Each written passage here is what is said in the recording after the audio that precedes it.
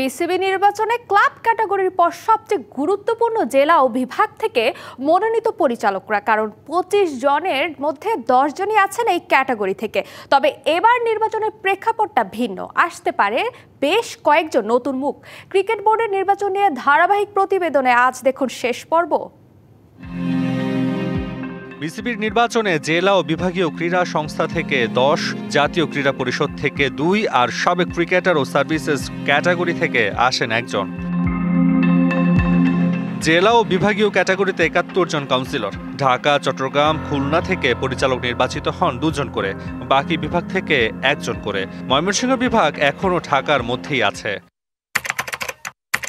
এই ক্যাটাগরিতেই নির্বাচনের আভাস দিয়েছেন বর্তমান সভাপতি বুলবুল। ধারণা করা হচ্ছে তিনি ঢাকা বিভাগ থেকে বিসিবি নির্বাচনে অংশ নেবেন। তার উপর সরকারের সুদৃষ্টি থাকায় চিন্তার ভাঁজ প্রকৃত সংগঠকদের।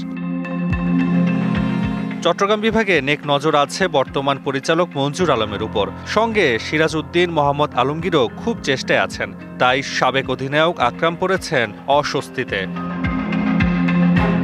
খুলনা বিভাগ থেকে এতদিন বিসিবিতে রাজ করেছে শেখ পরিবার ও কাজী পরিবারের ২ পরিচালক। এবার সাবেক সভাপতি আলী আজগর লবির আশীর্বাদ নিয়ে আসতে হবে স্থানীয় সংগঠকদের। তবে সরকারেরও এক ধরনের পরিকল্পনা থাকবে খুলনা বিভাগ নিয়ে।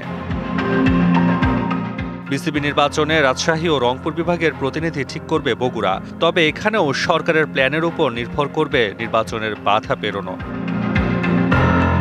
সিলেটেও বিএনপি ঠিক করে দেবে কে হবেন সেখানকার প্রতিনিধি। তাই উপেক্ষিত হবার শঙ্কায় স্থানীয় প্রকৃত সংগঠকদের নির্বাচন নিয়ে উচ্ছ্বাস কম। ক্যাটাগরির চতুর্থ ও শেষটা হলো সাবেক ক্রিকেটার কিংবা বিশ্ববিদ্যালয় সংস্থার কেউ একজন। এই কোটায় একজনের বিপরীতে সবচেয়ে বেশি প্রার্থী। ইতিমধ্যেই নাজমুল আবেদিন ফাহিমের পর নান্য দিয়েছেন ঘোষণা। আরও একাধিক সাবেক অধিনায়ক অংশ নেওয়ার গুঞ্জন রয়েছে। তবে বর্তমান পরিচালক নাজমুল আবেদিন ফাহিম অংশ নেওয়ায় এই ক্যাটাগরির উপরও চোখ থাকবে অনেক, কেননা তিনি সরকারের আশীর্বাদেই বর্তমানে প্রভাবশালী পরিচালক। তাসওয়ান নাফি, টিবিসি নিউজ, ঢাকা।